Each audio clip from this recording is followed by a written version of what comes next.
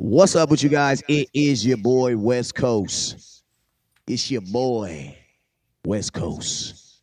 And I'm going to tell y'all, I thought I was going to chill on this Friday. I thought I was going to let Law just hold it down for the nation like he always do. Right. And then Malik Hooker. God damn Malik Hooker. I can't have one day off. But hey, man, what it is, man, it's your boy West Coast. We live in the building, man. This is Cowboys UnCut.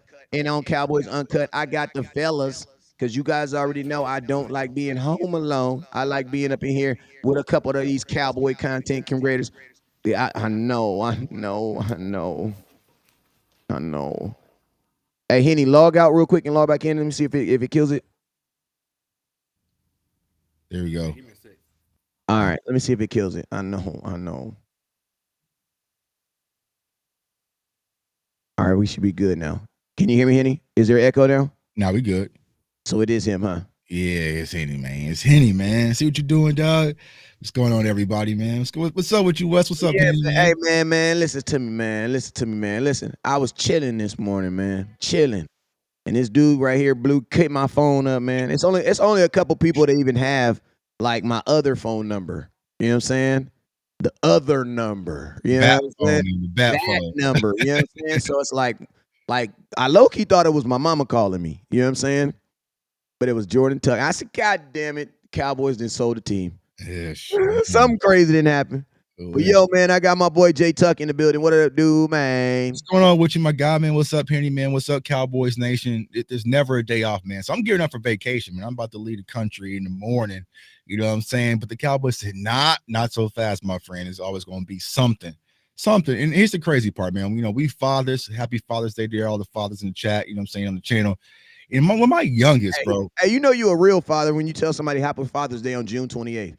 Yeah, because it's every day's a celebration, bro. You know what I'm saying? And listen, he just kept it pushing like he just like, bro, like it's like June 28th. It's still happy Father's Day. Like, yeah, man, you know, happy Father's Day to all the fathers out there.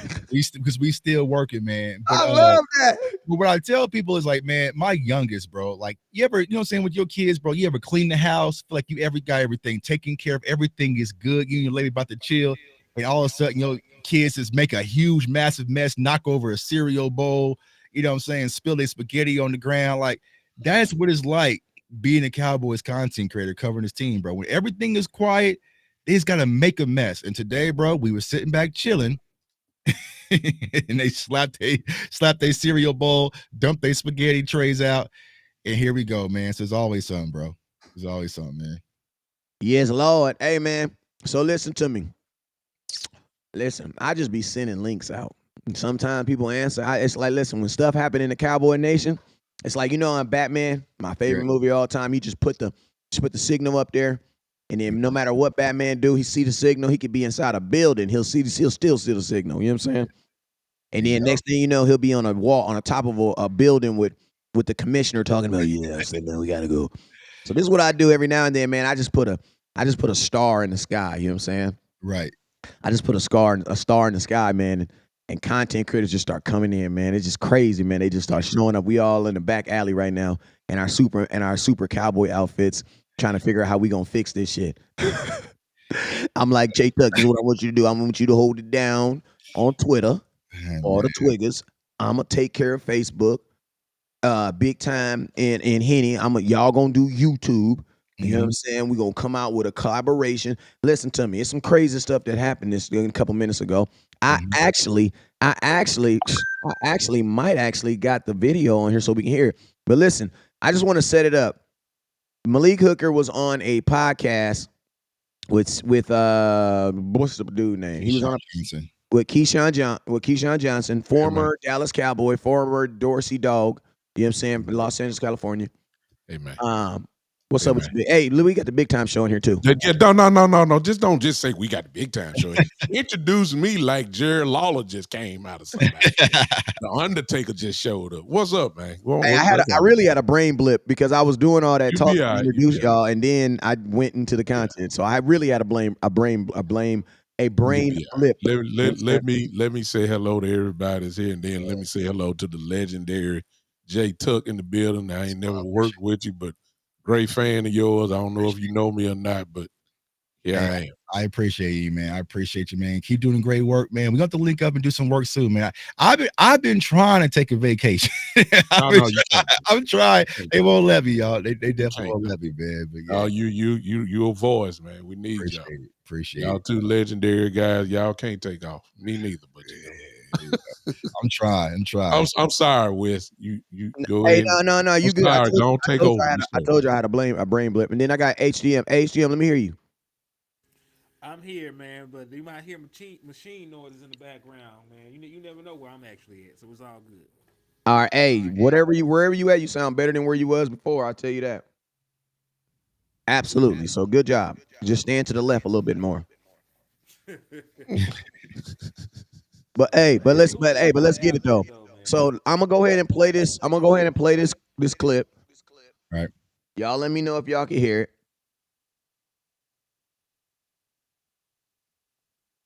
Not yet. Here we go. And let's go. But look, check this out though. So you're a veteran now, whatnot. How you feel? And be honest with me though. And I ain't trying to get you in trouble. I really don't care. But I gotta ask you this question. How you feel about Micah having a podcast during the season? How you feel about that? Honestly, man, like, and this is me, like, I'm one of those guys, like, I'm not into that type of stuff. You know, some guys it works for, you know, like you see the Jason Kelce's and guys like that who are successful with the podcast as well as performing on the field and having success with it. So I don't have a problem with it. I feel like a lot of these guys, though, they just get on there sometimes and they start falling into the part of, you know, just saying stuff that, you know, for the clicks and, you know, having people to come view and stuff like that. So, I mean, I don't have no problem with it. My thing would be, though, for Micah, my advice would be for Micah would be, you know, just make sure we're all right, you know, where and being where your feet are. Because if we're at work and, you know, the run game's terrible, but you're doing a podcast every week and, you know, the run game is terrible, then, you know, what are you really caring about? Are you caring about the crowd that, you know, is watching your podcast? Are you caring about the success of our team and the Super Bowl that we're trying to reach? See what I'm saying? So, I mean, like, but also, you know, a lot of people got to remember, Mike is young. You know, he's still trying to find his way. He's still trying to grow into who he's trying to be. So I give him grace, you know, honestly. Like, I always hear people say stuff that he done said on the podcast or something silly he done said. But people got to remember, like, Mike is still a big kid. Mike is still a big kid. And, you know, you can't fault a big kid for, you know, trying to expand as well as experiencing still stuff that they ain't really been through. Because Mike only been in the league 4 years. Like, they're still experiencing stuff that he been through. He ain't never been through real adversity yet in the league. Like, he ain't seen that yet, you know. So I feel like over time and over these next couple of years of experiencing adversity that he hits, like, you'll see him start to change in how he approaches stuff like that, like the podcast and stuff like that. But like I said, it don't bother me, my guy. I honestly, like I said, I'm one of those guys, man. I focus on my play. You know, if I feel like it's affecting my play and our play as a defense or as a team, then I'll have something to say. But I really don't pay that much attention to it. I don't know, honestly. And even like, because what is it, on Twitter or whatever he has? It's on social media or whatever, I guess. Yeah. I don't even know if it's on Twitter or whatever the case. I think I'll be back then because I don't got a Twitter now. I lost my Twitter, but I think it was on Twitter. I was seeing it more so back then that it was popping up on there. But man, it just depends, man. You know, people's gonna have something to say about it, good or bad. Oh, for sure. Yeah, for sure. 100%. All right, so I wanted to. I know I kind of allowed it to play, but I wanted to be able to hear that in it, so we could all hear it in its totality, and so that people could actually have, you know, get a realistic. Because sometimes, man, in a reel, you only get 30 seconds, 15 seconds, and if you take 30 seconds out of any conversation that I'm having, it's probably gonna sound crazy. So I wanted to really listen to it in its whole totality. So now that we've done that, what are you guys' thoughts? So I'll go first, man. Get the echo back. Is that Henny again? Okay, whatever. Let's rock through it. So here is my problem. And my problem is not what Malik Hooker said, right? It has nothing to do with anything Malik Hooker just said. My biggest problem right now is that Micah Parsons is the low-hanging fruit. We've seen it all offseason due to slanderous campaigns and different things, questioning his leadership and everything right now. What happened on Twitter that caused this issue? Someone clipped just a certain portion of him saying you need to focus on the run game, and if that's not good to focus, because Cowboys fans have this thing about Mike in this podcast, so they just clipped that just small portion and posted on Twitter. That's what caused the ripple effect. It wasn't until other people started posting the full clip that you just posted, Wes, where you realize Malik Hooker was not slandering Micah Parsons in that. I'm 1,000% agree that everyone probably agree with Malik Hooker says. Like, we have no problem with it as long as it's not impacting his play and you're focusing. That's perfectly fine. But what happened was someone clipped it, perfectly segued up, say, hey, you should be focused on the run defense and run game and this like that, not doing podcasts because there's so many zombies that have been created in this Cowboys nation. That's what caused the fire. Micah Parsons sees that. That's all the clip that he gets. He responds to Malik and tags him. Now, once again, going back to that taller analogy, we just created a whole damn mess that did not need to be created because Cowboys fans are so thirsty to grab this low-hanging fruit. And that is my frustration right now. And I'll ask y'all, I do not understand why Cowboys Nation is so focused right now on eating our own. We have bigger issues. We ain't got no damn defensive tackles. Like we are focused on the dumbest, smallest things that we want to create a mess and look at the ripple effect. So even if, right, people listen to the whole podcast, the media doesn't need the whole podcast now. All they saw was Micah Parsons responding to Malik Hooker. They already screenshot it, even though he deleted it, and they're going to run off that with articles for the whole next week because now is the down season, and they're looking for something lazy to create. Cowboys fans have been manipulated and brainwashed where all they focus on is negativity, and there's nothing going on. Well, damn it, let's create some. Malik said nothing wrong in that interview when you played the full clip.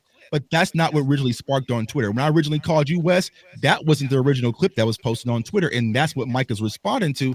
Now look at the mess that it caused. Crazy.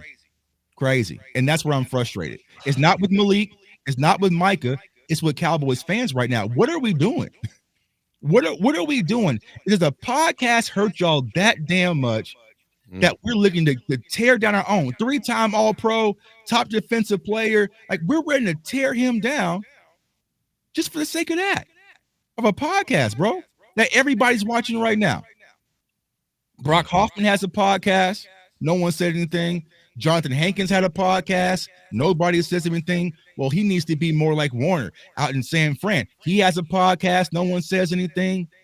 Max Crosby has a podcast. Nobody says anything. LeBron James has the list goes on and on and on. But for some reason, people have found something that really did get under their skin when it comes to Micah Parsons and his podcast, and they just won't let it go. Cowboys Nation, let it go. He's not going anywhere. He is the president of Bleacher Report. He's not going anywhere. Yeah. So let there be something, y'all, that we can really digest and go against Mike on. If he goes out and gets a DUI or gets into a fight in the club, then we can address that. But we are talking about Micah's podcast. We're talking about what shoes he's wearing to a damn Mavericks game. Like, we're talking about nothing right now when we have real more pressing issues that's going to impact us on the film. And this is why I'm getting frustrated with Cowboys fans. Thank you for letting me get that off my chest. That's the same thing. It's the same thing I told. That's what I called him, bro, because I'm fuming right now. Man, listen, I agree with you that it's not a issue, right? Because Malik Hooker said nothing wrong. He said what any other player would say in his position. Like, if it's not affecting the team in a negative light, I don't give a damn. Right. And he's a veteran player. He's earned the right to say that. He's a former first-round pick himself. Right? Actually won a NCAA championship when he played in college at Ohio State with Zeke and them. So he's not like a scrub. He got some cachet in that locker room. He's like, everything he's got in Dallas, he's worked for. So when he speaks, I think people listen. But I think people, like you said, will take it out of context. Right. Like you said, they don't need the entire interview to try to create a narrative out of thin air. Right. Like, you can cut stuff up to make it seem like he said something different. You can use that to twist his words, make whatever headline you want. And listen, I say it all the time. It's bad list season. Like, people make up all kinds of stuff and narratives because they still got to write. They still got to pay their bills. They still got mortgage to pay, car notes to pay.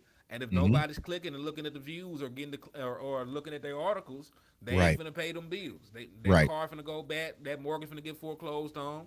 So they got to do what they got to do to generate these headlines. Right. So, and that's the tricky slope when we get on. You know what I'm saying? Like, where's the line that we draw in the sand as players or as or as fans, where it's probably not a good idea to even go and speak to somebody. Hey, Henny, No real matter quick. what you say, they're gonna be a way to manipulate it. Like Malik Hooker did nothing wrong. Brock Hoffman has a podcast. Micah Parsons has a podcast. There's nothing wrong with him going on a podcast. Right. But at the same time,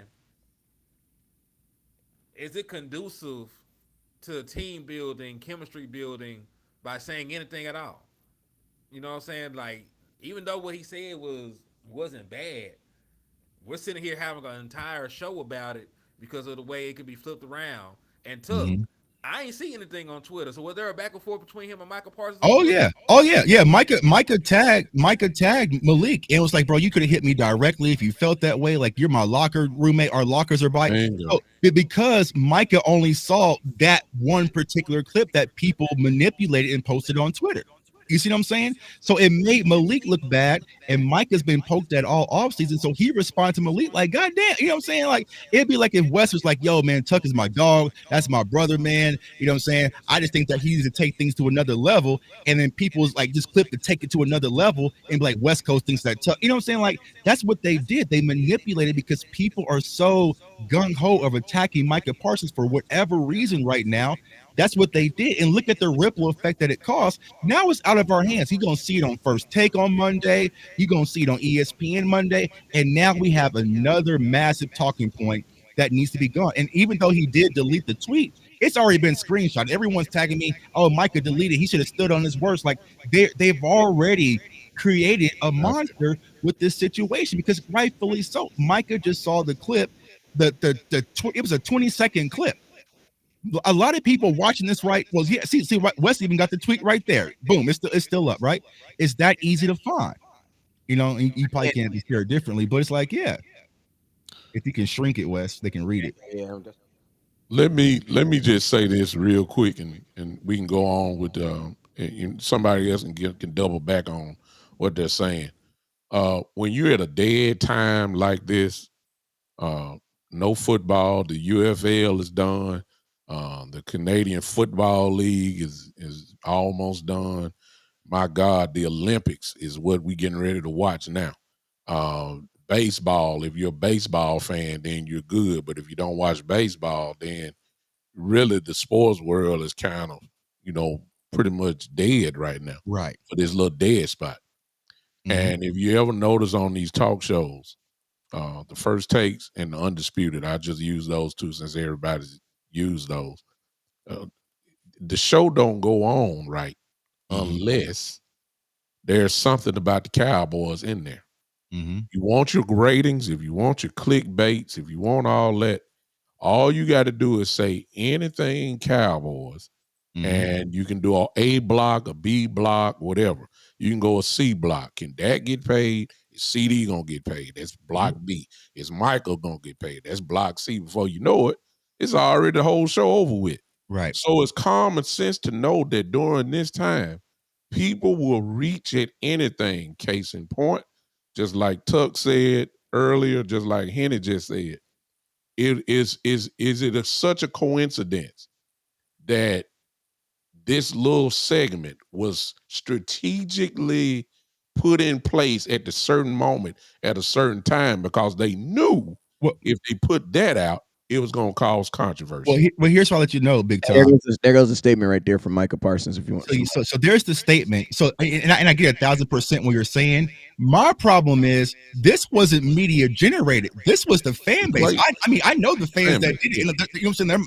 They did this. So we created this mess. Yeah. So I'm trying to tell the Cowboys fans, we can't be hypocrites. We can't say, oh, the media is always creating drama or First Take is always creating drama. And we sit here and just toss them an alley-oop on a Friday. Yeah. We did this. Yeah. I had no idea to today Keyshawn Johnson even had a podcast. Anybody in here know? I had no clue, right? So we found that clip we manipulated, put it out there because there's a lot of people who wants to feast on Micah Parsons and look at what it costs, where ESPN sitting back and saying, oh, thanks, bro. I appreciate that one. We got a whole segment on Monday. We got a segment on Tuesday. I hate to say it like this, Tuck, but okay, go ahead. I have to hear Henry. With the CeeDee Lamb situation. Nobody knew that was CeeDee Lamb mama talking crazy. Right. About Dak Prescott to somebody else brought it to their attention. Yeah, we are creating messes now, Cowboys Nation, and this is where I'm frustrated. I can't control what ESPN does. I can't control what Fox does, but the one thing that we do have our voices on is Cowboys Nation, right? So what I'm trying to say, like you said, Henny, we are creating these messes. That whole CeeDee Lamb mob, and at least the guy who created, he went out and apologized because he didn't know it was going to be that. But we are creating messes and bigger messes for our own team, which I don't understand. Why are we doing that?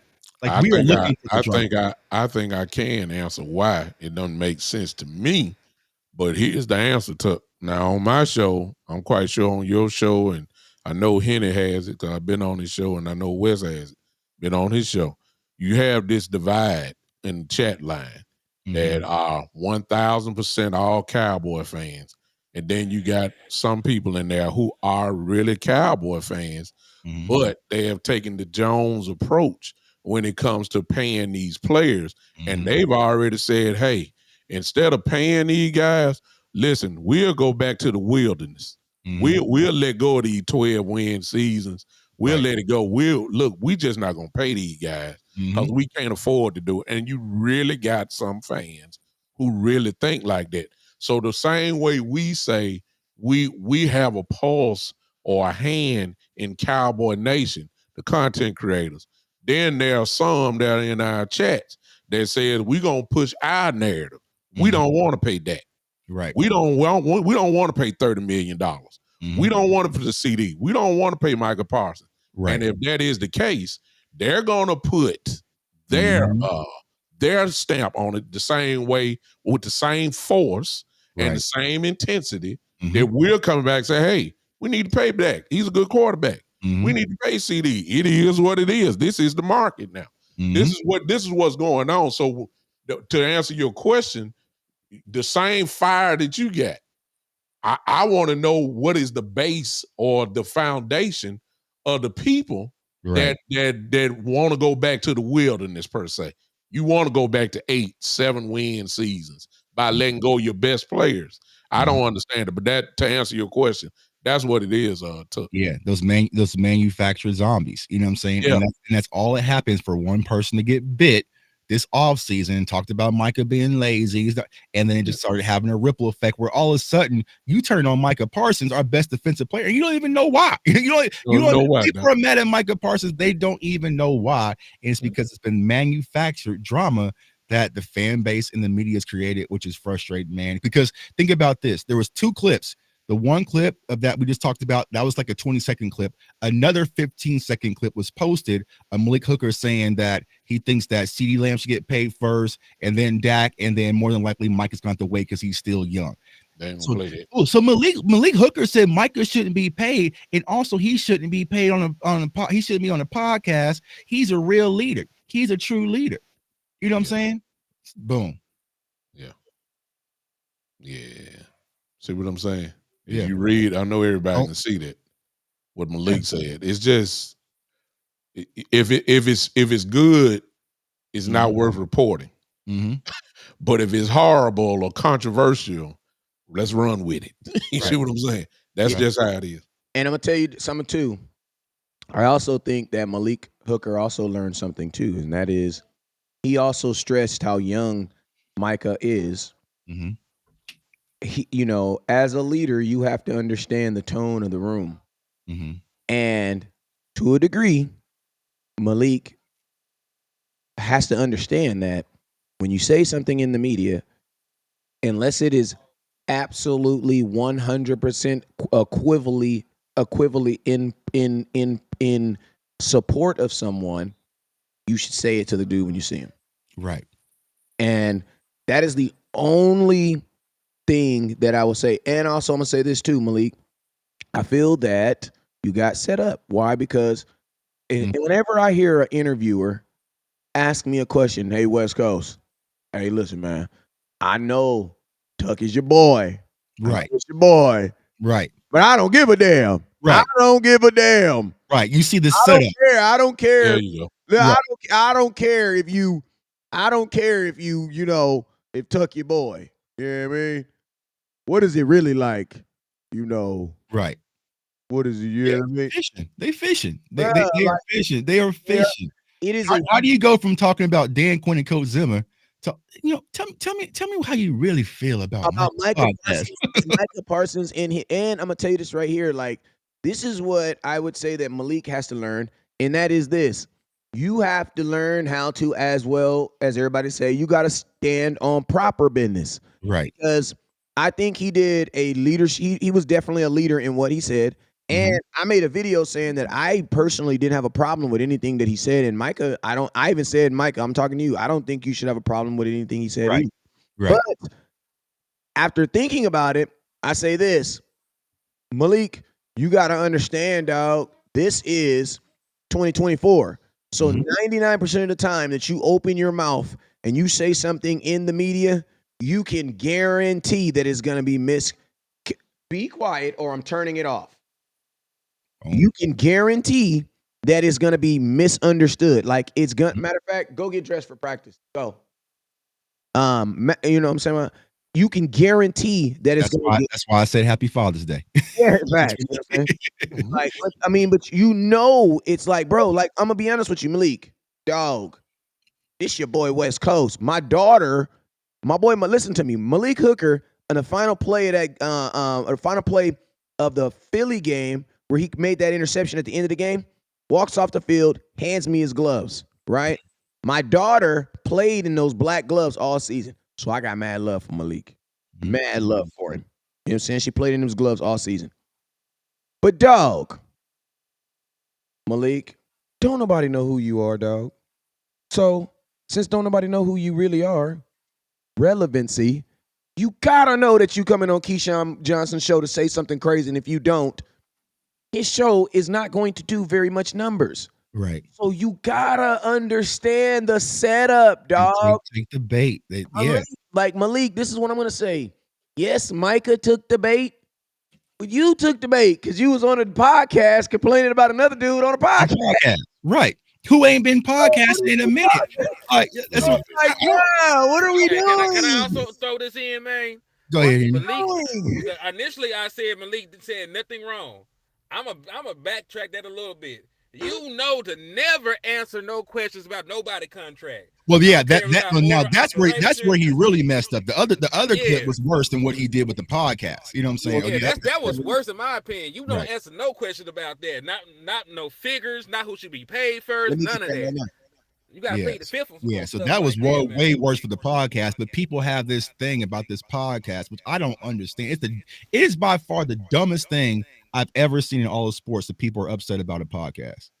When I scouted Micah Parsons back in 2021, if the worst thing about him was going to be a podcast, I'd have said, so we need to trade up to go get him. You know what I'm saying? Like, that was it. You know, it's crazy. Let me say this real quick, and then we can move on. I just believe that Tuck, I think if I remember some of your shows, you worked in TV or whatever.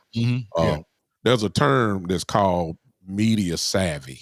Yeah, Malik is really, to me now, is no excuse for him because he's been in the league long enough to know the do's and the don'ts and the even, you know what I'm saying, the part about the contract. He ought to be media savvy enough to not fall into some obvious traps, even though it's Keyshawn and, you know, there's a somewhat of a player-to-player fraternity trust there. But you got to realize what Keyshawn is now. He's media now. He on TV every day. He's really media, and he's trying to grow his podcast.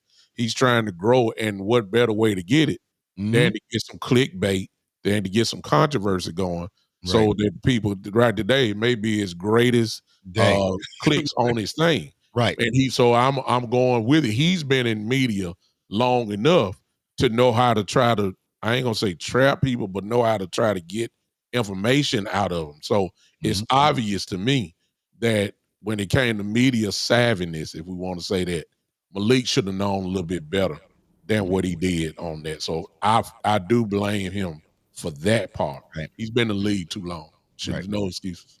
Yeah, that's why I was like, Malik, come on, dog. Yeah, and remember, they all receive media training. So maybe he forgot he ain't brushed up, but that was not the way to go about it. But see, what happens with it, Henny, is that it's Keyshawn. So like Big Tom was saying, they put their shoulders down a little bit. If that was probably like James Slater or Michael Gilkin, their antennas go up. But it's like, okay, it's Keyshawn. We just kicking back, talking on the podcast, so you get relaxed. And it's like, okay, they're relaxed a little bit. Let's toss out this trap. You know what I'm saying? And honestly, I don't really think Keyshawn. I mean, he tossed out the trap, but I don't even think Keyshawn knew that he caught it. Cowboys Nation caught it and manipulated. You know what I'm saying? Like they did this. You know what I'm saying? So it's crazy because it's like we have this low-hanging fruit with Micah Parsons, the dumbest thing right now, over a podcast and some shoes. And people are lying in the chat right now saying he hasn't showed up the last 6 games. I could poke holes in that whole conversation if y'all wanted me to. See, Tuck, those are the people I'm talking about. Right, because they just got their food, they got their bait, they full right now. They want the idea of even paying this guy. Right, they already got him gone, packed his bags already. Yeah. All you have to do, Cowboys Nation, if someone says Micah Parsons didn't show up the last 6 games, ask them what Myles Garrett did the last 6 games. Mm-hmm. Ask him what TJ Watt has done in the playoffs, and it gets silent. Myles Garrett didn't have a sack the last 6 weeks of the last game of the season. Yeah, and I'm gonna tell you this right here: sacks are not as impactful. And exactly, bro. They're not as like everybody. Listen to mine. They're a great stat to cat. They are a great stat to talk about. But everybody got mad at me. Everybody got mad at me. Right. I said, name me a sack that DeMarcus Ware had that changed the game. Right. Everybody got mad at me. No, Wes. You were at Green. You were at the game. You were at the playoff game. If Mike would have had 2 sacks, that would have changed everything. And listen, if I said sometimes my brain be moving, I meant to say DeMarcus. Did I say DeMarcus Ware or did I say DeMarcus Lawrence? Lawrence. I meant to say DeMarcus. Lawrence. You saying Lawrence, but same thing. Yeah, I know you're talking about Lawrence. I meant to say DeMarcus Ware. I meant to say DeMarcus Ware. And the reason why I was saying this is because when we were about to lose him and everybody was saying, give him as a ridiculous amount of money and he was going to go to the Denver Broncos, I was telling him like, yeah, but in Denver, he's going to be playing like an outside linebacker role where they're only going to be counting sacks. Like in Dallas, we needed more than that. Right. You know what I'm saying? And that's what makes DeMarcus Lawrence so impactful. Everybody's like, oh, and I'm gonna tell you, the Cowboys actually proved to you that they understand that sacks are more that sacks aren't as the whole number. Why? Because DeMarcus Lawrence got paid. Right. He did not. DeMarcus Lawrence ain't never had no 16, 17 sacks. Never. Right. Never. Right. And never will. And here's the thing, Wes. Right now, everybody wants to stop the run. Well, who was our best run stopping defensive end? For the last 5 years. It's Steve Law, you know what I'm saying?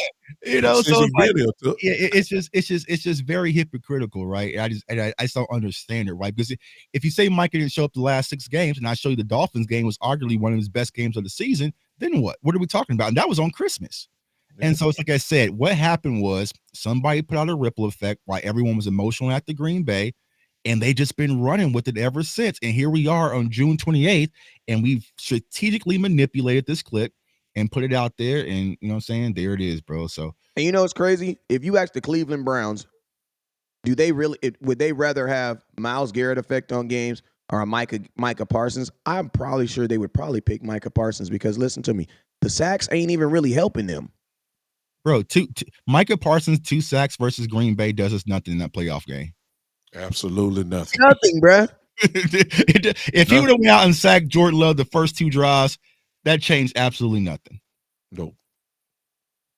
So what are we talking about? Like, what are we talking about? The game is levels. You know what I'm saying? There's levels. And how hard is it for Cowboys fans to finally say, we just got our ass beat? Like, it was everybody but Michael Gallup, you know what I'm saying, got drug about that building. You know what I'm saying? That's exactly what Wanye Thomas said. Wanye said, man, it was everybody. He's like, bro, we got our ass lost. Mm-hmm. Yeah, it's just like, we just got beat, and it's hard for Cowboys fans to accept it. So we want to point our finger at somebody. Go ahead and play that clip, bro. All right, let's talk about this money now, because we ain't supposed to be talking about this money. Don't put Micah yet. I feel like Micah like right before training camp. All of them should get their money, but who should go first? Okay, so all of them should get their money thing. At this point, right here, Malik Hooker knew he fucked up. I'm sorry. I gotta use. Right. He's at the point of no return after this point right here. At this point right here, I'm thinking Malik Hooker is about to do a very experienced U-turn. How about that? Experienced a player. This is not my first rodeo. I've had this question asked me before. He's not about to do. He's not about to. I don't give a damn. What are you talking about? Ranking? What is you talking about, bruh? Right. Yeah. Well, I'm gonna just go ahead and say this now. Micah should be. Micah, he shouldn't be yet. I wouldn't put Micah yet. I feel like we still got a lot to prove. Micah still has a lot to prove. Like he's done a great job his first couple years in the league. Don't get me wrong. He's a fantastic player. But I feel like Micah still has a surface that he don't even know that he can scratch as far as what he's doing. So I would say Micah. I would say Micah's last, just for that reason. And I'll probably say Zach Martin would be after Micah. Now, hey, I'm gonna say something real quick, right? Considering he's already spoke on Micah before in this, now one would think that he's just on here shitting on Micah. But you gotta remember that question about Micah's podcast, that was a question that Keyshawn asked him after talking about football. He just randomly went into, so what's up with this Micah Parsons podcast? Since you done went down in the hole with me, let me go and give you a part B to what I really want to ask you. That's what's going on there. Yeah, and all it took is for someone on Twitter to clip 15 seconds here, 17 seconds there, and post it and make a little thread that Malik Hooker was speaking the truth on Micah Parsons. And I'm gonna tell you this right here. I can almost guarantee you, because these podcasts aren't like our podcasts, is how we sit down and we develop our own shows, right? These guys, I promise you, Keyshawn had his questions and the things that he was gonna talk about, but I promise you, that portion right there, that is marketing. That is another individual saying, hey, ask this question. Because I'm going to tell you this right here. The interview is supposed to flow, right? It's supposed to be flowing. When did we even talk about podcasts, right? And then also, Keyshawn Johnson, former player, he knows that players are not supposed to be talking about other people's money. So he knows that already going into this. Right. So it's like this was 100% a Keyshawn Johnson, let me get something so that I can go viral moment. Yeah. I have a Cowboys player. Like here's the crazy part, bro. Why are we not talking about Malik Hooker? I would hate for someone to have me on their show and all we talking about is West Coast, but y'all want to ask me some questions? You know what I'm saying? So you're sitting here talking about Micah. And like I said, do I think it was malicious? No, but you have to be aware of the setup. It's okay to give short answers sometimes. You know what I'm saying? And I know a lot of people think Dak is robotic. Or this is why Dak just gives those same kind of just concrete answers because it doesn't give you enough to manipulate. You know what I'm saying? And you make the journalist, someone who's in media, you have to make the journalist do the job. But you gave it all to me. You know what I'm saying? You gave it all to me. I was saying, headline, Malik Hooker says that Micah Parsons should be paid last. Headline, Malik Hooker says that Micah Parsons podcast is a distraction. Even though that's not what you said, they got more than enough ammo to manipulate it. Yeah. And players just have to be a little bit smarter, especially when you're talking about your teammates. You know what I'm saying? Like it's easy to say, hey man, I know it's the football side, the business side, hopefully the business pans out, but they all deserve to be paid. Media savvy is again, I hate to be repetitive. Yeah. He's not that, but I'll tell you what, I'm like Tuck now. I would love to see Keyshawn's I don't know what he's on YouTube or whatever, but I would love to see the numbers. If he's on Facebook, I'd like to see how many more likes he got as far as followers, YouTube subscriptions. Because I'm like Tuck, I didn't even know he had one. I know now. Yeah, you know now. You know what I'm saying? I know now. What better way to get a nice little kickstart to it than to have a Cowboy player saying this type of things, obviously. So he reached his goal But I'm going now to Oxnard the first day when Jerry, Coach McCarthy, Steven, and Will McClay all sit up there on the first day. I said this, I think I said it here on West Show the other day. Man, can you imagine that opening press conference? It ain't gonna be nothing about football at all.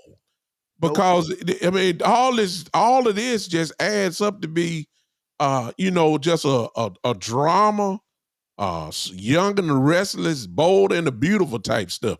General Hospital type mess. Ain't nothing about football. It's really all about who gonna get paid, when they gonna get paid.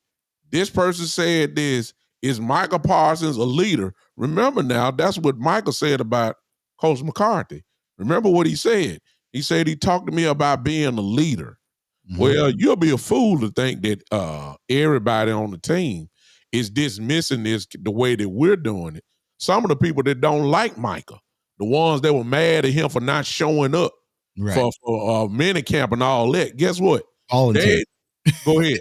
Voluntary minicamp. Voluntary. They mad at him and he showed up, including his coach. You tell the way Zimmer was talking, the same thing. I don't know where he is, all this type of thing. So these are things that they're gonna be talking about on the first day, and you need to be on football, man. We ain't nowhere near where we need to be as a team coming in just the first day of Oxnard. I mean, it's like drama. I mean, at the umpteenth degree, it's just too much drama going on. That and some of it, Cowboys fans are creating them damn Cowboy fans. Yes. Yeah. If that would have just been. I would say if it was just a podcast segment, right? Because one, no one's watching that full podcast segment. Keyshawn Johnson's keep it a buck, right? Hey, but shout out to the timestamps, Lord.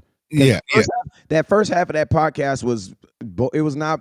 Yeah, so someone's like sending to me, like, watch the full thing. I was like, not before I go on vacation. I'm not. Right. The whole interview is an hour, bruh. And literally, I was like, I'm about to sit here. Shout out to the Rogue Shop. Shout out to West Coast Cannabis. I was about to sit up here and smoke some of this West Coast cannabis, and I'm like, I'm not about to watch this. What is they talking about? Yeah. They ain't talking about nothing, bro. It's nothing. And like Malik, and Keyshawn one is not the most entertaining person, and then Malik Hooker is a football player. Like, he's not an entertainer. You know what I'm saying? He's a football player. You know what I'm saying? That's why he responded the way he responded. You know what I'm saying? But and it's crazy because that portion of the interview was at the very, very end. You know what I'm saying? Oh yeah, that watch time. Watch time. You got to scroll all the way through that. If without them segment breakups, you got to watch that whole damn show. You know what I'm saying? Right. Yeah. So, I know for sure it was a setup because you could just tell the whole flow of the interview. You know what I'm saying? But at the same time, man, like, I think the onus is on everybody. And the onus is on the fans, man. The onus is on Malik Hooker. Why? Because as a more senior player, as a more senior celebrity, like, you've been a celebrity longer than Micah Parsons has been a celebrity. You know what I'm saying? You have to understand that if it's not absolutely I love Micah Parsons, he is the second coming of Jesus, then it's gonna be pursued as some hate or whatever it is. You know what I'm saying? And it's I was gonna say, what you have to understand is how to read the room, right? And Suits the Landlord, we had this conversation on a show that we did, right? So right now, we know it's a lot of turmoil when it comes to Micah Parsons for whatever reason, right? So I was giving an example, right? I was watching the first game between the Fever and Chicago, right, when Caitlin Clark and Reese played each other. And I know everything surrounding them too. It's not just about basketball. There's other, malicious intent when it comes to those two players. And I was just simply watching the game, enjoying the game, being a fan. I was going to say, Angel Reese needs to get more aggressive on the boards to help. But I knew how that would be portrayed is that, Tuck's being negative. Tuck is that, like, it was going to get smeared out and viewed as something that it wasn't really. I'm just trying to talk ball, but everyone else is going to use it for their own ill will. You see what I'm saying? And that's what probably happened is that Malik Hooker is just having a conversation, didn't mean any intent, but doesn't ring the room that all these people now are going to use it for their own ill will. And now we create this whole situation where you give them stories to write, you give them radio narratives, you give them TV narratives. You just created that whether you're wanting to or not. And it's unfortunate for players, right? Because it's like we want players to be more open and be more outspoken. But when it comes to Dallas, you just got to be really time out. Who wants players to be? They don't. I'm gonna keep. I do. They personally do. They don't listen. We do for content creators. But I'm saying as a fan too. As a fan, the Cowboys don't. I hate that Tony Romo. We's got to play better. The Dak, we's got to play better. Like you know what I'm saying? Like, so you want more. Like I feel like I get more from a West Coast and Henny and landlord sitting down with Jalen Tolbert than I gotten from 100 Jalen Tolbert interviews because you got that real from there. You see what I'm saying? I'm saying like I thought you were saying like the back and forth between like players and stuff like that. No. I'm talking about just interviews. You know what I'm saying? So we like the real interviews when they're being themselves, you know what I'm saying, and speaking more candidly. But when it comes to the Cowboys, it's always going to get weaponized. You know what I'm saying? Yeah, and I mean, and the thing about it is, it's like I think you can only be as smart as your fans, man. Like you can only be as smart as your fans. You can only be as protective as your as you can only be like. How do I say it? Like, if your fans come to you with knives out, then you got to kind of be ready for a fight. Like Dak lose on the field and he got to go put a suit on and be like, damn, now I got to go fight these motherfuckers. Right. You know what I'm saying? Like our fans, like it has to be different knowing that like our fans aren't like other fans who I believe are just have understanding of like, damn, Dak doesn't have to be Jesus Christ 17 games. Right. There's other people that are getting paid too. You right. know, like you think Patrick Mahomes didn't even look like Patrick Mahomes until Patrick Mahomes had to be Patrick Mahomes last year. Right. And that was in the Super Bowl. Right. Other than that, Patrick Mahomes was not looking. I mean, he lost to Green Bay, lost to Philly. Nothing. Yeah, and he didn't look. There was moments where he did not look like Patrick Mahomes. Mm-hmm. But at the same time, the fans still allowed him room to be human. You know what I'm saying? Where it's like in Dallas, they don't allow you to be human. Like there is like the Cowboys. We almost think we like the damn Celtics in the 60s where we was winning like 13, 14 super championships in a row where it's like, you know, we're just going to keep winning them over. And you know what I'm saying? Like we haven't been to a Super Bowl in so long, but at the same time, our expectations are still just as high. And I get it. Fans say, oh, it's because we're the Cowboys. No, it's partially because of the fans. Because of the fans. Coming to these teams that they have put out on the field, your ass should have knew they was not Super Bowl teams. Why did you think they was a Super Bowl team? Like, come on, man. 2015, come on, bruh. That was not no damn Super Bowl team. Right. A lot of it is, man, look, let's just call it like it is. I call it, bottom line. We just not on the same page. Mm-hmm. We just not. And it's like half of us will say, this is what Dak did. It's facts. He's an all-pro. Mm-hmm. The other side of the fan base will say 2-5. Mm-hmm. They will totally dismiss what he did, how he carried this team. It's the same fan base that says, well, we had no running game. We really can't stop the run. Mm-hmm. We don't have a defense. Okay, if we don't have all those three things, if we don't have a running game, if we had a put together offensive line because we had a lot of injuries, that the guys missed some games last year, then the obvious question is, how in the world did we win 12 games then? Mm-hmm. Who carried the franchise? You said it was not the running game. You said we can't stop the run. You said the defense fell off. Who carried the franchise? Micah Parsons. No answer. Micah Parsons showed the last 6 games. Was it Micah Parsons? No. Yeah. You see what I'm saying? Right. So then instead of saying, we don't like him, but you're right. Dak did carry the franchise. Right. They ain't gonna say that. The first thing they're gonna say, oh, well, he just, it's just a regular season. Now we go straight to the 2-5 narrative. Mm-hmm. So until we get on the same page, which is, never going to happen, especially as long as Dak is there under the center. Just to show you how crazy it is, everybody know what Dak is doing. Right. You can't deny it. But they calling for Trey Lance. I rest my case. Well, I think someone just posted in the chat, right? 1 billion fans all on one accord. And that's the problem. We are so big, we have a lot of pollution in our fan base. You know what I'm saying? So we have people who are just here just to be here because they like the colors or they want to use it for the algorithm and different things like that. So they're not really fans like us. You know what I'm saying? They are just here to kind of exploit and get whatever they can take from Cowboys fans and Cowboys Nation and march on. So I think that's the problem. We're just so big. You know what I'm saying? Like it's like having a big event or a big party.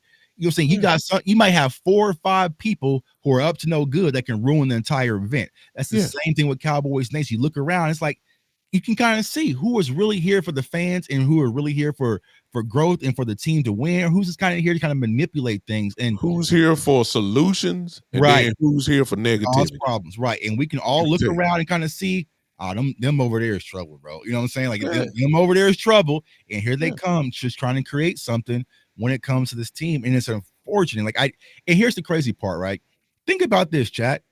Who gets more criticism for off the field? Let's just say off the field. Micah Parsons or Sam Williams? Micah Parsons gets more criticism for his off the field behavior than someone who's been driving reckless, I'm saying all sorts of stuff, who's jumping off sides, getting penalties, playing undisciplined, right? And so why isn't the same energy? Like we're the Dallas Cowboys. We didn't have players who did all sorts of stuff from DUIs to cases. We are over here picking straws and grasping at straws over a podcast and shoes. It's crazy. It's crazy to me. Think about what's going on here in Kansas City. Every day there's an arrest. You know what I'm saying? Every day from Rashee Rice to this and that. There's so much going on. They ain't trying to get Rashee Rice been at practice like nothing ever happened. But we are over here, a podcast. Wide open. A podcast. Podcast. And think about it. He hasn't dropped. I don't think he's dropped the episode since the Super Bowl. No, he has not. And think about it, Tuck. Here's the thing, and everybody got to agree with this. The intensity of Micah Parsons talk did not pick up until it was time to perhaps start talking about money. And then, as the Cowboy playbook often shows, whenever there's a talk about money with a player that perhaps can break the bank, especially when it comes out and says, hey, he wants to be the highest paid non-quarterback in the league, then all of a sudden, here we go with stuff just like this. Yeah, and I'm going to tell you how this right, Kelvin Hicks. Sam Williams was not the only person that had. Every single person on the Dallas Cowboys had some type of playoff party planned for after that game, bro. And the only problem is Sam Williams made a flyer. That's the only difference. Every single, I'm pretty sure Dak Prescott had a bunch of family that was going to be at his house that was going to be hanging out. You know what I'm saying? I'm going to tell you how this right here. We need to, like, one thing we need to remember is, and one thing I love about social media is it constantly reminds us that these dudes are freaking human. And they are subject to mistakes. They are subject to going on and saying the wrong thing. You guys honestly think just because this kid had an opportunity that, and this, I'm going to tell you what had happened is, it's called loser mentality. And what it's about is this: you never really amounted to a lot in your life. So then you look at this guy who has achieved one thing. Because listen to me. Outside of going into the NFL, I don't know if Micah Parsons achieved a lot of things in life. You know what I'm saying? That's one thing that he's achieved. He might have failed in everything else. You know what I'm saying? So guess what? If you count up achievements and things in life, you might actually be winning more things than Micah Parsons. The only problem is his job makes more than you. That's it. You know what I'm saying? But we got to stop putting this God conscience on these players and on these guys, because they are still very subject to doing what? Going left and just being doing life happening, right? West Coast. Let me ask you this, right? I asked everybody in the chat. We just had a bad day at work, a bad day. Damn, man, Friday sucked. You know what I'm saying? My boss was on me. You know what I'm saying? I botched a big deal. We probably gonna go home, grab a drink, or do whatever you do, or maybe go out to the bar, blow off some steam, sit back, maybe watch some Netflix, or maybe play video games or do something like that. And it's perfectly fine. It's the normal.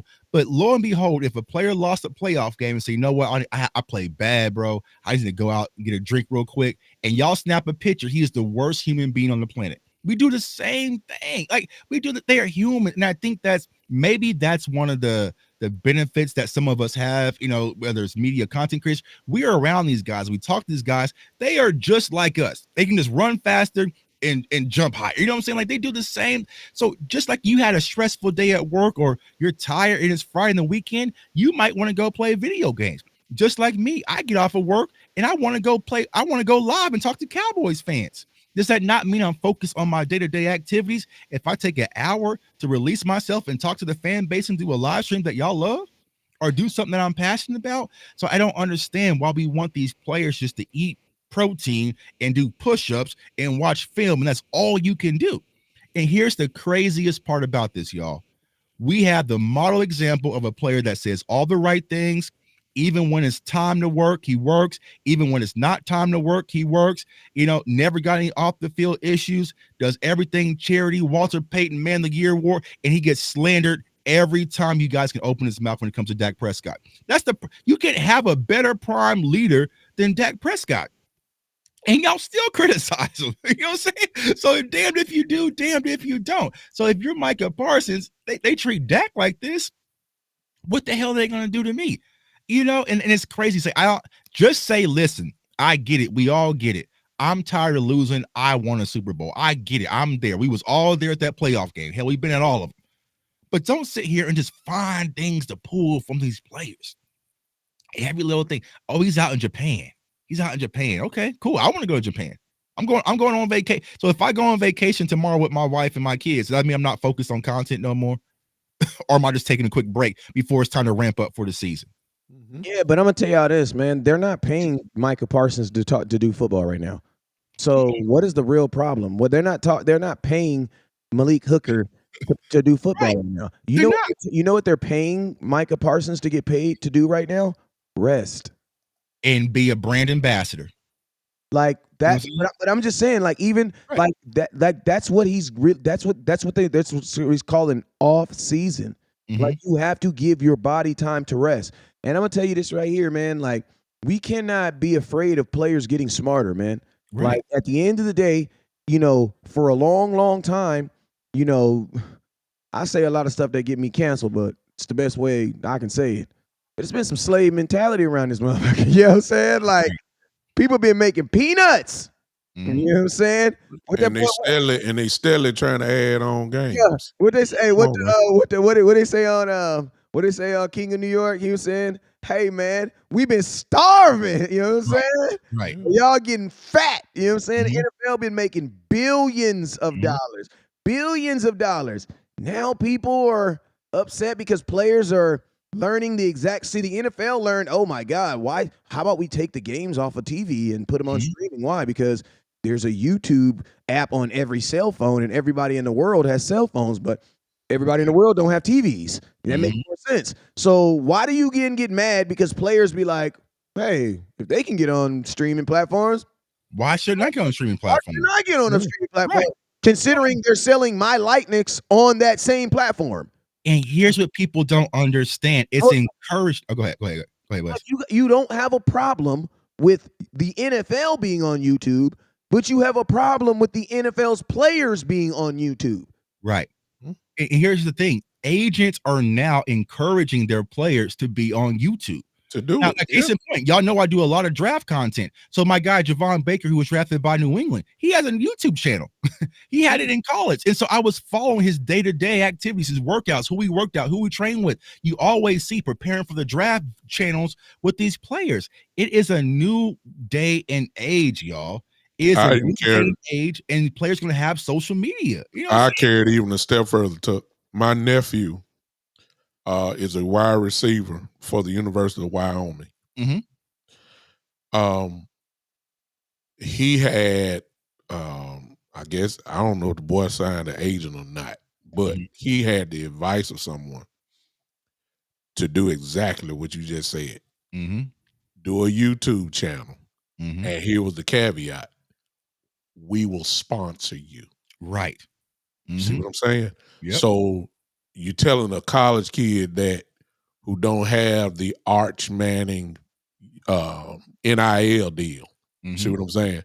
And you do that. So it just supports what you're saying. It's just not at a pro level. Man, this thing is spreading downward even to the college athletes, to make a brand out of their names. I mean, good Lord, what do you think Deion's sons have done? Right. Yeah. They're already 3, 4, 5 steps ahead already. Right. And doing just what they're doing now. So you're absolutely right. At the end of the day, they're trying to make sure these guys got some money in their pocket. Right. But you can't stop the off-season work before things really ramp up. Like Wes just said, it's the off season, which means you don't have nothing to do with football as of now. You're just getting rest. And if you want to run your mouth with a microphone in it, it's okay. The only thing we're saying is, in some instances, even though you got the power and the ability to run your mouth, just watch what you say. Right. That's the only thing we're saying. Exactly. Yeah. Just be careful, right? You don't be a loose cannon, but it's going to be encouraged. I know I have a friend. He plays AAU basketball. He's one of the top 5th graders in the city of Houston basketball. He has a YouTube channel. I watch all of his highlight videos of that. It's just the new day and age, because now players are able to expand their own brand under their own control, independent. What the hell do y'all think we're doing right now? Yeah, look what we're doing. Look what we've been talking about. Look what we're doing right now. We have grown our brand to West Coast now has a brand over 100,000 people. Right? He was able to do that on his own from his own home. My dog not even known by his real name. Folks just say West Coast. That's what I'm saying. To where he goes out. I've been with Star Studded West Coast. You know what I'm saying? It's cool to be Robin a little bit. West Coast. What's going on, West? What's going on, West? Run the damn ball. Right? He's able to do that and built his own brand. He didn't need a radio station. He didn't need a newspaper. He didn't need ESPN. He built his own brand, his own following, and he's under full control. We are all doing the same thing. Why do you don't think players can do the same thing?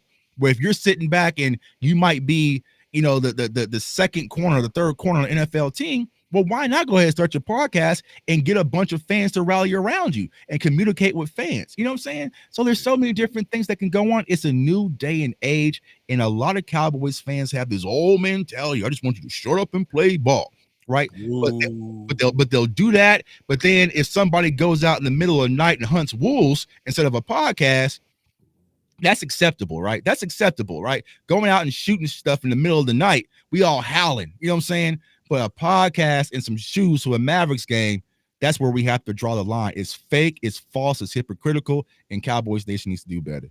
Yeah. You almost ran on a serious matter right there. I'm gonna bag up off that. I'm gonna bag up off that one. At the end of the day, we see it though. I think I don't see it. I think it's when we can wrap it up with this too. It's like, if you don't like somebody, you ain't gonna like nothing about them. You know what I'm saying? There you go. It's just what it is. Like, if you don't like someone, you probably don't like their cooking. You know what I'm saying? So it's like, the Cowboys have already introduced and given you a reason on why not to like Micah Parsons.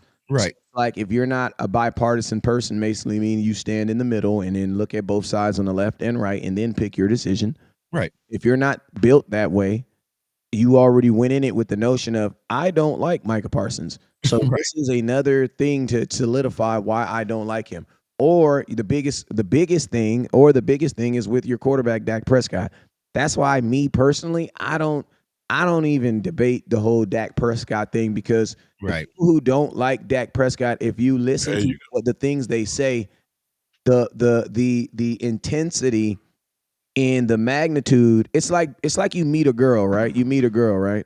And you meet her for you've been dating her for a week, right? Mm-hmm. And in the first week, she scream at you, I can't trust you. You always been doing this to me for the last 20 years you've been doing. You're like, wait, time out. How could you be this mad at me? I've only known you for a week. Right.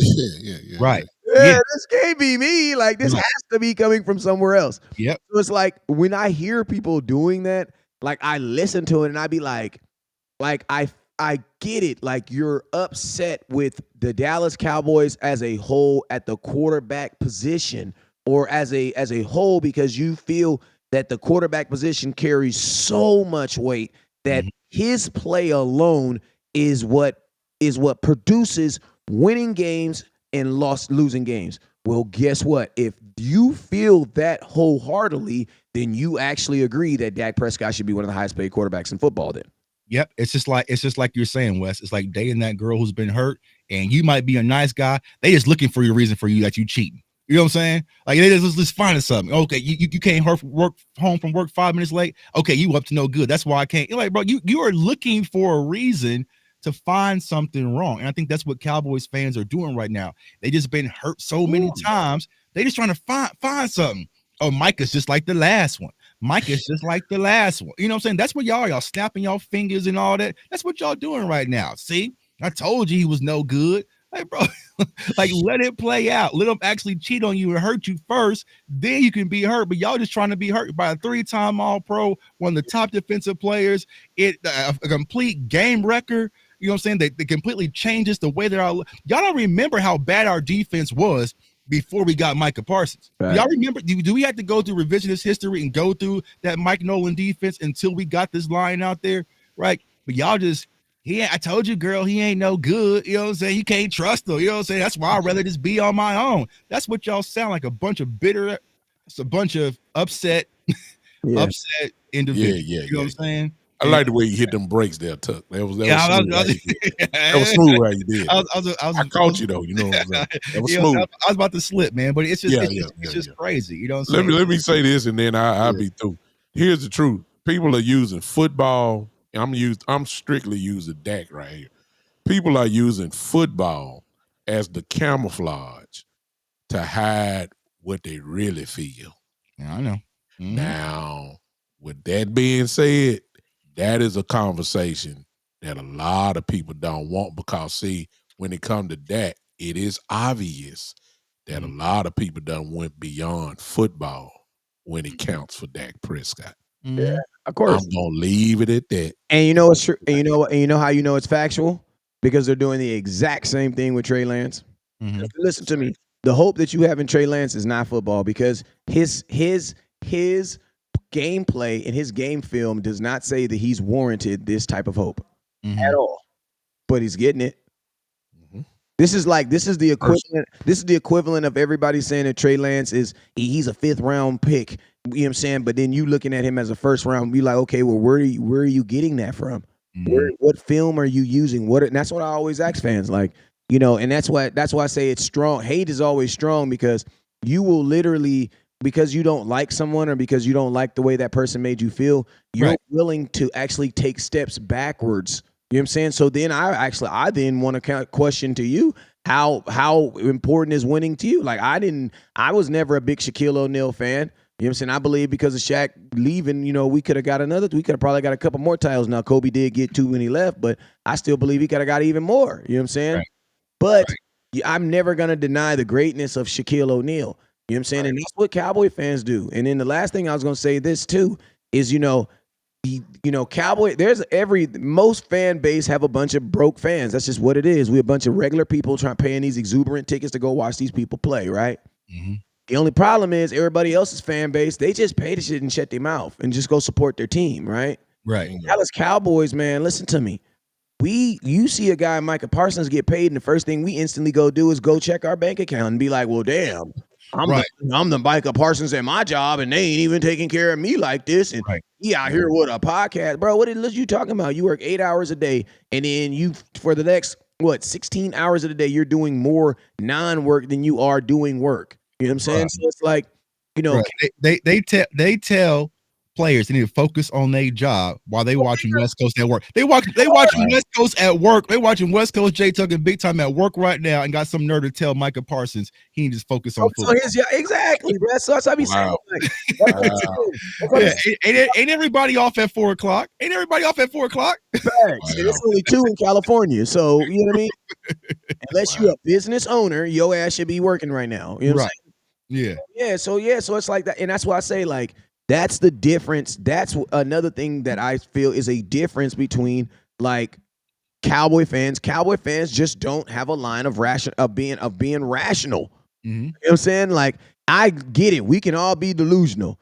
Every year we trying to win the Super Bowl. That's delusional hell, because the math says that's not realistic, but we still gonna believe in it. Right. But when do we actually believe in, like, rational and real stuff? like Santa Claus isn't real. You know what I'm saying? Yeah, it's just somebody really does. Is what it is. So somebody really does have to buy Christmas gifts. You know what I'm saying? Like, yeah. I don't know, man. I just don't get it. I just don't understand it. Like I said, I get it. We frustrated that we lost Cowboys Nation, but we got to do better. Let's not create drama ourselves. You know what I'm saying? Let there be drama. Let there be drama, then we'll address it. You know what I'm saying? But we're always, honestly, I think it comes from up above, right? Because we're always manipulated and, you know what I'm saying, and triggered and trolled, and we got fake auto bots probably right in the chat talking Dak, you know what I'm saying? So we're always these emotional strings when it comes to Cowboys Nation being pulled, but there's sometimes it's okay to log off, go take a walk with your family, and just get away from it. We don't need to create. You do not need to create negativity when it comes to the Cowboys when it comes to June 28th. If we sit back and be patient, in less than 30 days when we get to camp, you're gonna have all the stories y'all want to talk. You're gonna have so many stories, y'all gonna be overwhelmed. You don't need to create some. And that's what happened today. Twitter went ahead and created this monster, and people gonna be talking about it all week next week. Not me. On be on the island. I mean, if CD Lamb ain't in training camp, if Dak ain't in training camp, you're gonna have bigger problems than anything else. Yeah, you have so many stories at training camp. Malik and Micah can fight in the locker every day, or all I give a damn. And I'll ask the chat this: what have you heard more about, Micah Parsons' absence from voluntary, right, or where's our defensive tackle rotation? Does anybody know where Marquise Bell's been as far as his reps? Does anyone know who's been the left tackle outside of Tyler Guyton? Like all these questions we don't know about, but we taking head count at voluntary workouts. How much time is Brock Hoffman splitting with BB? Cooper Beebe. And I think that's the problem. And that's why I have to apologize to mainstream media, is that their focus, they think that isn't exciting. They don't think Brock Hoffman versus Cooper Beebe is exciting. Where us, the real diehard people who believe this, that's what we watching. That's what we watching. You know, I don't care about what Micah wore to a Mavs game. You know, how's Eric Scott looking? Like, is he developed? What are we going to do with Nashawn Wright? What is Sam Williams looking like? What is Sam Williams looking like? Is he going to play corner? Is he going to play safety? Like, what's going to happen with Donovan Wilson versus Wanye? Like, there's so many different stories out there. But we focusing on Micah's shoes. None of that stuff is interesting. Man, all that stuff sound. Football ain't interesting right now. Football is not interesting to them. Right now. Right now. Hey, keep it that way because it keeps us lit. But listen to me. Football is only interesting to most fans when football is on the TV. That's it. Mm-hmm. And I'm going to be honest with you. I'm going to keep it real with you. Most people can't talk football if football is not on the TV. And that's where we come to play. That's why me and Henny did a whole 3-week segment last year on breaking down the West Coast offense, and then people all want to act like, oh, I'm surprised that this offense worked, when we were telling y'all what we went down concepts, the sale, the levels, the flood, everything. Nobody wanted to pay attention, right? Yeah. But then all of a sudden, man, Dak's balling out this year under Mike McCarthy. Yeah, because like, God, you know what I'm saying? So it just is what it is, man. But keep y'all head on the swivel, Cowboys Nation. We got weeks till we get to camp, so they gonna sit there and manipulate y'all to do whatever they gotta do to keep them clicks rolling, bro. It's unfortunate, man. Somebody said last time the Cowboys won a chip, Harriet Tubman was at the parade. Well, guess what? It's be funny because the 49ers haven't won a Super Bowl earlier than the Cowboys, which is why they don't get as much heat as the Cowboys. I don't know. Ask 49er fan. I guess the 49ers don't care about winning Super Bowls every year. It's because the media there's no clicks in it. There's no clicks. Isn't Brock Purdy up for a contract? Shouldn't that be a conversation? But I'm sorry, Tuck and West. I forgot. The 49ers have been to the Super Bowl, and they have been at least in the NFC Championship game. Right. But check it out. The goalposts move for them teams. Yeah, that's why I say. That's what I'm saying. The Cowboys have to win the Super Bowl. Everybody else is satisfied with just getting close or going there. Ask a 49er fan. Ask a 49er fan. Do they feel like they were the second best team? Like did they get any enjoyment out of that? I promise you they better not lie, because I was in the building. I saw them all walking out, tears on their face, hurt. Nobody listen. If you don't win, listen to me. If you don't win the Super Bowl, and I'm gonna leave you guys with this: if you don't win the Super Bowl, your tears are just prolonged to a later day. That's it. All it did means you paid more money to see your L. Yeah, they just push your tears back to a later day. That's it. That's why I told him, like, everybody was like, oh, the Cowboys don't have a winning record in the playoffs. I'm like, well, I would think the only team that got a winning record in the playoffs is like the Chiefs. Why? Because it's a 1-game tournament. You got to win to stay in. Case in point, I'm a Mavericks fan. You think I'm beating my chest because we lost to Boston in the finals? Think I'm feeling good? No, we got packed up. You know what I'm saying? We got dog walk. If Green Bay happens in the NFC Championship game, I'm not feeling good. I'm not beating on my chest. Like, what are we talking about? That means we paid even more money, probably paid triple to get dog walk versus Green Bay in an NFC Championship game. You're either a champion or you're a loser. There's no in between. Hey, you know, this is the last thing I promise. This is the last thing I'm gonna say. The funniest moment in Cowboydom is when Dak threw those 5 touchdowns versus Tom Brady and was God for 5 days in y'all eyes. Like, Dak didn't do no wrong for 5 days. Right. And, oh my God, did those 5 days go there? It was ridiculous. Like, bro, I had 14. I remember, bro, I went live at 2 a.m. in Tampa Bay. I had 1,400 people on there watching my show, bro. We were just like, we had people on there offering to just pay Dak's taxes for the next 50 years, bro. They were just, remember, Wes, they said the same friend. You had 50 women trying to have Dak's baby on the spot, bro. Like, bro, he just retired Tom Brady with 5 touchdowns. Dak is walking Jesus Christ, and then he became Lucifer. and now it's, well, that team wasn't good. Even though that same team beat us that season, Tampa wasn't really that good. But every Cowboys fan was scared as hell to go to Tampa. I remember the videos. You remember the rollout all the memes they had about Tom Brady beating the Dallas Cowboys? Yeah. They ain't never beat the Dallas. Now it don't matter. Now it don't matter. He's too old. He too old now. Yeah, now it's old Tom Brady, right? And it's just like, y'all forget those moments. Y'all forget all those moments that Micah Parsons was lighting stuff on fire. Y'all forget how, because we do this every offseason. CeeDee Lamb had so many drops. He's not a number 1 wide receiver. Then he breaks records. Now he needs to be paid. He needs to be at camp, right? Sit back, just be patient, y'all. Yeah. Let it all. Hey, I got a request for Tug, because he'll do it. Mm.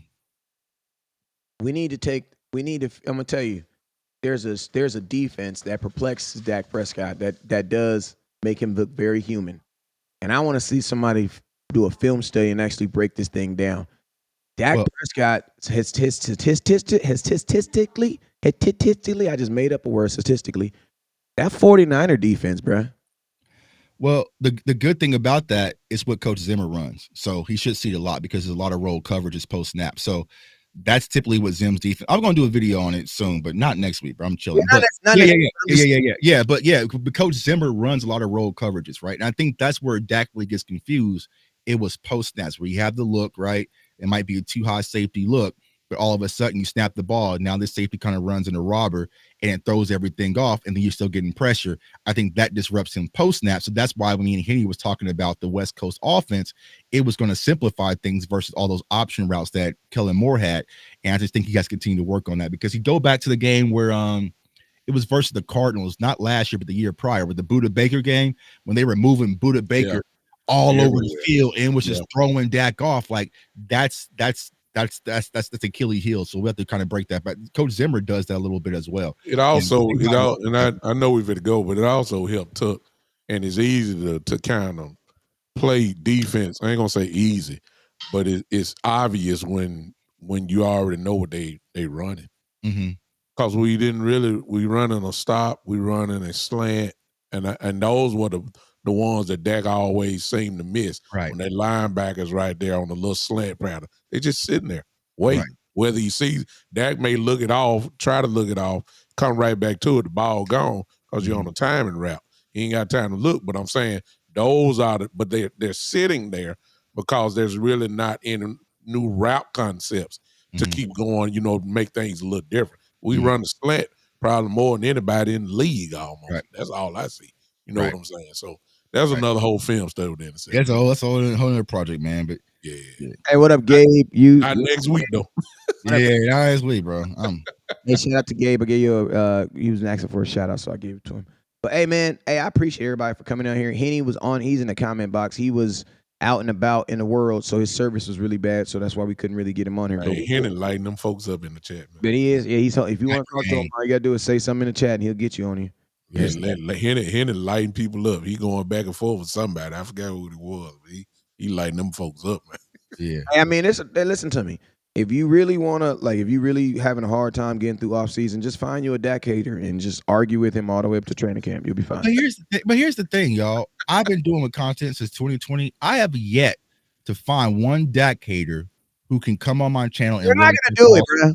I've offered. I put $1,000 up one time. No one's ever gonna do that because $1,000 cash. They didn't want to do it. They didn't want to do it. I just want to find one. There has to be one out there. Because at some point of the conversation, it's gonna get like this. Well, that zombies.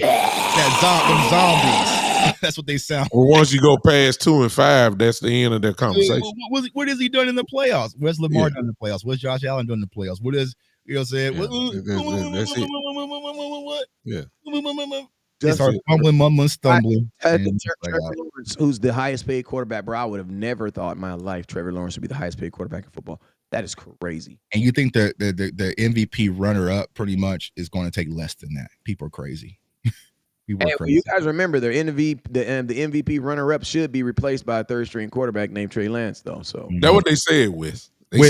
When the entire draft class of people drafted besides Trevor Lawrence is now all backups. And I'm gonna say this real quick since we're all being facetious and petty. Hey, I don't trust the Dallas Cowboys in many things in life, but you know who I do trust when it comes to quarterbacks? I trust the 49ers. You want to know why? Because they have made something work with just about everybody's quarterback that somebody didn't want. But they didn't want Trey Lance, though. Wait, time out. Wait a goddamn minute. No, you did not. Wait a goddamn minute now, because I was gonna say this is the same franchise that made something out of Kaepernick. This is the same franchise that made something out of Garoppolo. This is the same franchise that made something after Mr. Irrelevant. The whole NFL did not want him. So what I'm saying is, I think somebody in San Francisco has an eye for the quarterback. Mm-hmm. Like they might be a quarterback whisperer. But if they're a quarterback whisperer and had an eye for a quarterback, why isn't Trey Lance still there? Bruh, that's what I be saying. Like, bruh, why? Like, that's what I be tripping out. Like, bruh, we just they are obviously better at finding quarterbacks than we are. Obviously better. They got Mr. Irrelevant, but we don't trust them though. They got Mr. Irrelevant and Trey Law, a first round pick, top 5 pick. Lost to Mr. Irrelevant, and they got rid of him. Mm-hmm. Sam Darnold in a Jets uniform looked like he was looking at a deer in headlights. Mm-hmm. Couldn't even hike the ball sometimes. Trey couldn't beat him out. 2 top 10 picks they benched. Bruh. Trey couldn't beat him out. Nope. Mm-hmm. And here's the crazy part, right? But we know if the Cowboys wouldn't have been so hot in the pants to try to put leverage on Dak Prescott, if you would have got Justin Fields, then I'd probably been a little bit more open. You know what I'm saying? I'd have probably been a little bit more open if you would have got Justin Fields, right? But it's like for Trey Lance, there's going to be a learning curve. And I'm not saying in the crazy part, I was the only one in Cowboys Nation excited that we got Trey Lance because I thought it was about replacing Cooper Rush until I saw the Stephen Jones interview and he started talking about the contract. I was like, okay, this is what this is really about, right? But I feel like Trey Lance can grow. But a lot of us, bro, I'm not trying to wait 4 to 5 years.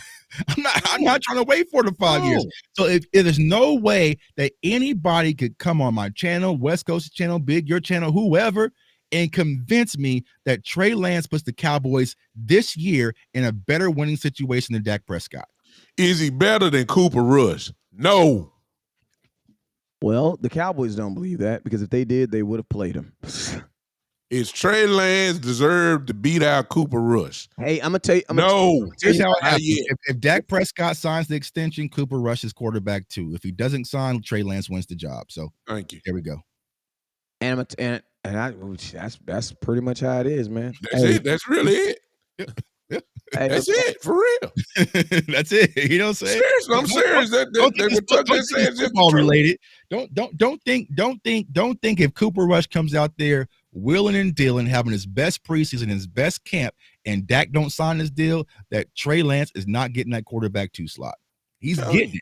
He's gonna get it. Now, if Dak signs tomorrow, Okay, they're gonna be shopping. They're gonna put them on display to shop them, but it's not about football. It's all about this contract and leverage, which is the frustrating part. So Yeah. it is, man. And I'm gonna tell y'all this right here. The reason why the Cowboys didn't play him last year in the regular season is because, to be honest with you, I don't think the Cowboys at that point trusted his play, and they felt that bad film was more detrimental than good film. You know what I'm saying? If you can't guarantee to put somebody out there on the field, and they put guaranteed good film out there, you don't put them on the field. Especially when you feel that he's going to be a commodity. Why? Because you're going to diminish exactly what you want to put Trey Lance in the best opportunity to succeed. So you know what the Cowboys said? Your ass is going to play next year in the preseason. That's what they said, and that's what they did. You know what I'm saying? They want him playing in the preseason versus me, Jay, Tuck, and Henny. You know what I'm saying? I'm gonna be playing corner. Tuck gonna be playing linebacker, and big time. You look like that. You look like I ain't gonna lie. You look like a little D tackle. I ain't gonna lie. You know what I'm saying? Man, I lost 60 pounds, man. You gotta give me linebacker now. Oh, okay. Yeah, Mike. You got me tore up, son. My jaw's just fat. That's all. Well, hey man, so that's who we gonna be playing against, and guess what? I'm not about to just give up like that. So you know what I mean. He may not get a pass on me. So I mean that's what the preseason is.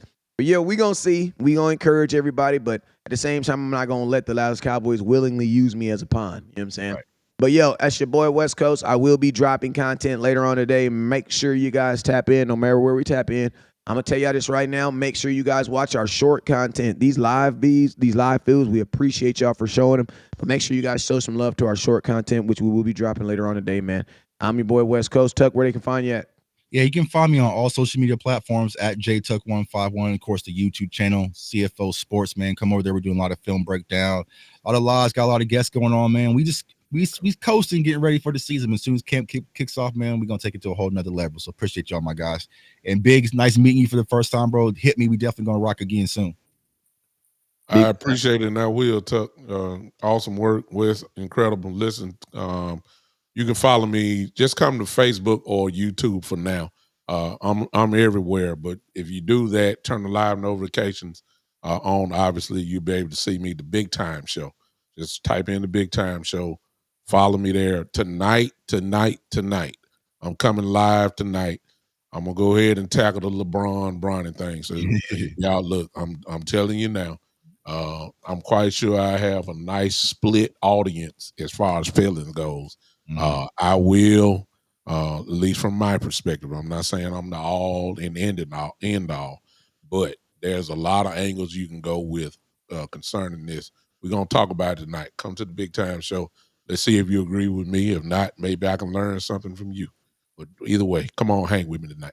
Hey, and on that note, I'm gonna tell y'all too, man. 2 of my biggest videos this month were non-Dallas Cowboy videos. So, like, I'm gonna make sure I give you guys, that y'all showed me that y'all watch stuff outside of content, because my LeBron James video did 46,000 views. My reel about LeBron James and his son, that mess did 46,000 views. I don't have no other reel this month that did 47. Well, I do got some that did some views like that, but point and blank is that's a lot of views for some non-Cowboy content on a Cowboy page. So we definitely gonna be putting content. You know what I'm saying? Just like these players, we are more than the Dallas Cowboys, y'all. Oh God, yes.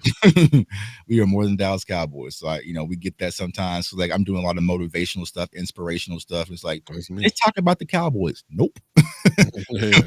Because if you don't have your life balance, you don't have your life correct, none of this football stuff means anything. You know what I'm saying? So yeah, it's having balance. But hey, man, you guys already know what it is, man. Never look down because stars up. Peace.